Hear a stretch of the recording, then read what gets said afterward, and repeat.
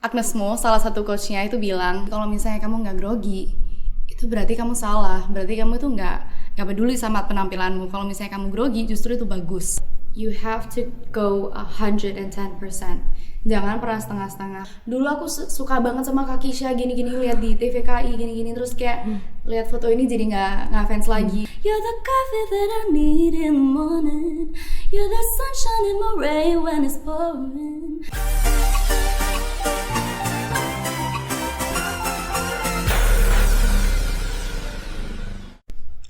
Halo Sobat Times, balik lagi di Time Podcast bersama saya Fitria. Hari ini saya kedatangan seorang tamu, gadis multi talent asal Surabaya, Keisha Marissa. Halo Keisha. Hai Kak. Ya, jadi Keisha ini adalah salah satu finalis The Voice Kids pada tahun 2017 lalu ya? Semifinalis. Iya. Waktu ikut The Voice kan usianya masih 13 tahun ya waktu? 14 tahun waktu itu ya? Salah. Kurang. Bisa ceritain pengalamannya nggak waktu ikut The Voice? Iya, jadi selama di sana kan ya sebelum karantina di Jakarta kan ada seleksi dulu di Surabaya. Nah ceritanya tuh lucu sebenarnya tuh yang mau aku ikut itu mama sebenarnya. Jadi mama itu kayak ayolah kak ikutlah. Terus kayak mama itu sampai mau daftarin, sampai mau ngantriin dari jam 7 pagi. Jadi akhirnya itu mama aku yang ngantriin, udah tinggal dikit terus kayak ditelepon, kak ayo turun kak. Terus kayak aku nggak nyangka sama sekali sih, soalnya kayak dulu pernah ikut audisi kayak gini, terus bahkan nggak dianggap sama juri seleksinya itu. Nggak pernah lolos? Kayak nggak dianggap, beneran kayak aku nyanyi, terus kayak orangnya tuh nggak ngeliatin sama sekali, jadi aku kayak mungkin udah takut duluan ya, jadi males. Tapi ternyata lulus.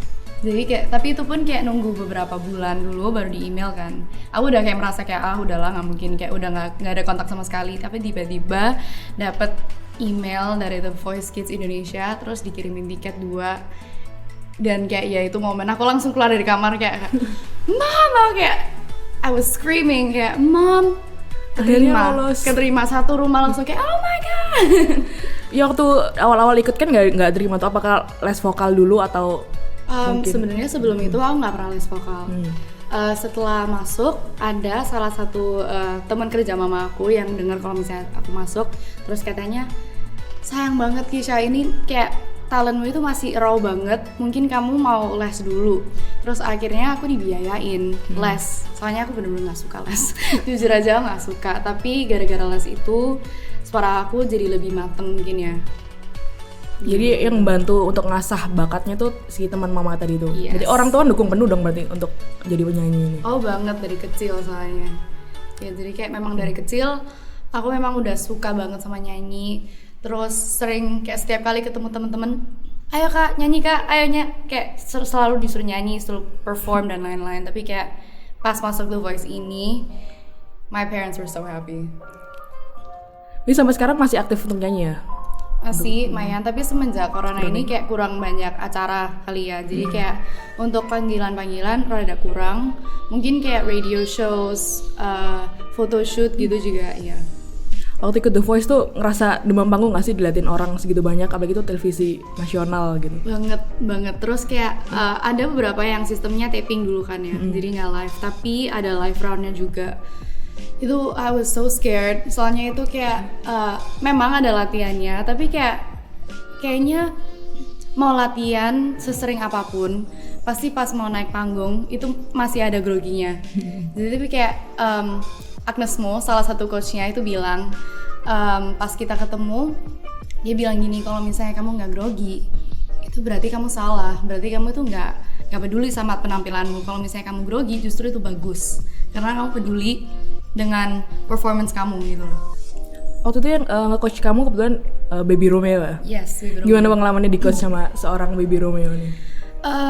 Papa Baby so nice, super friendly, kayak asik aja, ya bener-bener figur kayak bapak sih ya. Ya asik, terus banyak masukan karena dia juga mencoba untuk mengerti setiap jenis suara murid-muridnya gitu loh. So gak disamaratain, jadi mungkin aku stylenya lebih kayak gini, ya bakal diarahin seperti ini gitu. Jadi banyak banget ilmu yang diserap ya waktu ikut The Voice tuh. Berapa bulan sih masa karantinanya waktu itu? Karantinanya tuh kayak jeda waktunya tuh 1 bulan. Jadi dalam 1 bulan itu bakal dikarantina sekali, itu selama 6 hari gitu. Aku sampai semifinal kayaknya sekitar 6 bulan mungkin ya, sekitar 6 atau 5 bulanan. Kan udah dapat pengalaman banyak nih. Boleh dong ini kita dengerin suaranya. Dikit aja, kira-kira mau nyanyi lagu apa? Boleh. Lagu Best Part aja kali ya. Boleh. Semua orang tahu lagunya ya. You don't know, babe, when you hold me and kiss me slowly, it's the sweetest thing. And it don't change. If I had it my way, you would know that you're the coffee that I need in the morning. You're the sunshine in my rain when it's pouring. Won't you give yourself to me and give it all? I just wanna see. Wah, beda ya mas yang penyanyi kamar mandi ya. Oke. Sekarang selain nyanyi ngapain lagi nih? Aku lihat di Instagramnya kan katanya jadi MUA juga ya. Iya. Jadi kayak memang dari kecil aku sering banget ngikut mama. Mama ini dulu penari. Jadi selalu pakai makeup dan mama memang rada lembeng gitu ya orangnya, suka dandan. Jadi aku selalu ngeliat mama dandan gitu loh. Dan aku selalu ikut-ikut. Jadi memang dari kecil itu suka main makeup. Terus SMP mulai pakai makeup sehari-hari gitu, belajar. Of course awal-awalnya itu jelek banget. Alis itu udah kayak ulet bulu, it was so ugly. Tapi kayak lama-lama belajar. Terus sebenarnya gara-gara teman aku sih kayak nyuruh aku, ayolah coba jadi MUA, kayak makeupmu itu bagus. Jadi kayak sering banget aku awal-awalnya cuman bantu teman aja, kayak ayo aku make upin, kayak soalnya ada beberapa temen aku yang nggak terlalu bisa make up kalau ada acara atau ada foto. Jadi at first aku bantu best friend aku dulu, terus lama-lama aku jadi buka MUA business gitu. Ini belajar dari mama ini berarti ya? Iya, ya kayak belajar sendiri, belajar dari mama gitu. Pernah itu nggak sih ikut kursus makeup juga di luar? Kalau kursus nggak pernah sih ya, nggak pernah. Tapi memang suka aja, I think it's passion and YouTube. Sekarang kelas berapa sih kalau boleh tahu Kesha? Kelas 12, kelas 3 SMA. Wah berarti udah kelas 12 sudah pernah masuk TV nasional loh, bisa jadi makeup artist juga. Ini luar biasa loh. Thank you. Oke kan kamu di usia belia nih udah pernah masuk TV nasional nih, banyak sorotan media lah. Yeah. Ada pengalaman kurang enak nggak sih, misalnya dapat hate comment atau mungkin cyberbullying gitu? Of course, pasti akan dapat ya. Apalagi pas awal-awal itu aku sempat posting foto yang bajunya menurut aku fine sih. Maksudnya kayak foto itu pun mama aku yang fotoin gitu loh. Jadi I think it was fine. Tapi ternyata pas di post banyak banget hate comments itu sampai 300-an, sampai ratusan hate comment gitu. Yang bahkan menjelaskan kayak panjang lebar. Dulu aku suka banget sama Kak Kisha gini-gini, lihat di TVKI gini-gini, terus kayak lihat foto ini jadi nggak fans lagi. And of course itu kayak rada kecewa lah ya. Kayak it feels like I was a failure, kayak aku jadi nggak pede jujur aja. Tapi kayak gara-gara temen aku yang meyakinkan lagi, dan aku juga dari kecil dibilangin sama mama, as long as apa yang kamu lakuin itu nggak merugikan orang lain dan kamu bahagia juga, just keep doing it, Kisha. So I think that's fine. Tapi at the same time untuk mungkin biar spiritnya nggak down, harus mengenal diri sendiri dulu, gitu. So you have to love yourself first. Jadi kalau misalnya dikasih tantangan kayak gitu, you know who you are. Meskipun kayak banyak orang yang bilang, kamu kok gini, they don't know you. They don't know who you are. Mereka cuma tahu apa yang kamu post di social media, bukan dirimu. Kehidupan asli. Ya. Oke kan udah kelas 12 ya. Ada rencana nggak mau kuliah di mana atau setelah ini mau ngelanjutin karir nyanyinya mungkin di Jakarta? Oke, ya. Jadi kayak aku sebenarnya tuh lahirnya di US. I was born in the US.